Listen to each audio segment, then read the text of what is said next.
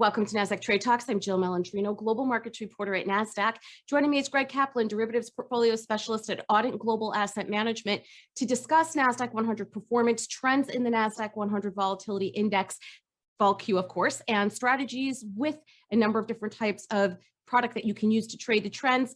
Gregg, it's great to see you as always. Welcome back to Trade Talks. Thanks, Jill. Thanks for having me back. You got it. And let's get an overview of Nasdaq-100 activity. The stocks that led the market recovery and rally have taken a step back here. It's been a little bit more choppy. That kind of helps to alleviate the valuation concern, though. It does. And valuations certainly were a little ahead of themselves. And we saw that coming as well. But with a stimulus package and interest rates still really low, this market can easily creep higher. So we actually like a market like this because it gives us opportunities to reevaluate stocks like PayPal or Square on blippy type down moves that we can buy more. And how about trends in VOLQ and what it's indicating now? Have you been able to discern anything by the way it's been acting, and does it suggest more volatility on the horizon? Sure, yes, it does.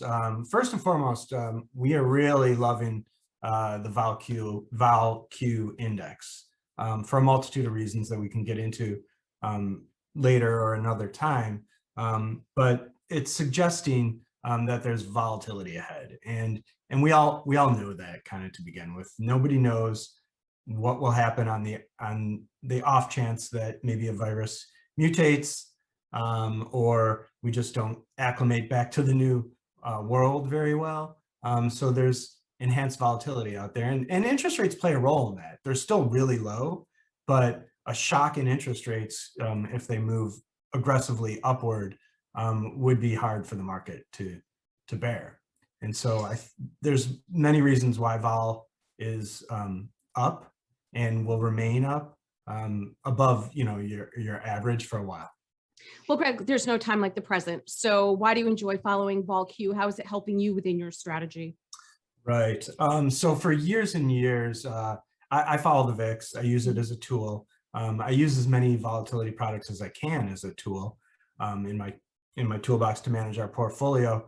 But VOLQ is a pure tool, whereas the VIX, you have a lot of skew, a lot of out of the money options involved in it.